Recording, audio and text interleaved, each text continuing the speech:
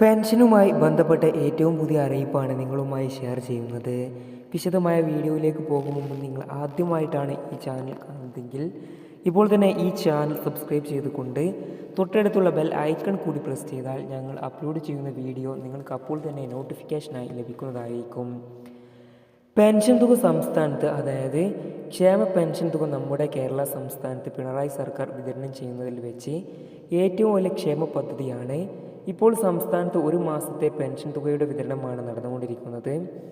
Pension തുക ലഭിക്കാൻ അർഹതയുള്ള ഗുണഭോക്താക്കൾക്ക്, അതായത് മസ്റ്ററിംഗ് നടപടി എല്ലാം കൃത്യമായി തന്നെ പൂർത്തിയാക്കിയ സംസ്ഥാനത്തെ ഏകദേശം 50 ലക്ഷത്തോളം വരുന്ന പെൻഷൻ ഗുണഭോക്താക്കൾക്കാണ് ഇപ്പോൾ 1600 രൂപ വീതം ഓരോ ഗുണഭോക്താക്കൾക്കും വിതരണം ചെയ്യുന്നത്.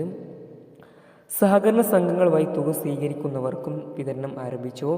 ആദ്യം തുക വിതരണം ചെയ്തത് അക്കൗണ്ടിൽ തുക സ്വീകരിക്കുന്നവർക്കായിരിക്കും.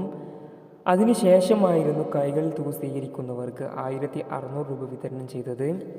ഇനി 5 മാസത്തെ പെൻഷനായ 8000 രൂപയാണ് വിതരണം ചെയ്യാൻ ബാക്കിയുള്ളത്, അതായത് 1600 രൂപയുടെ 5 ഗഡുക്കൾ.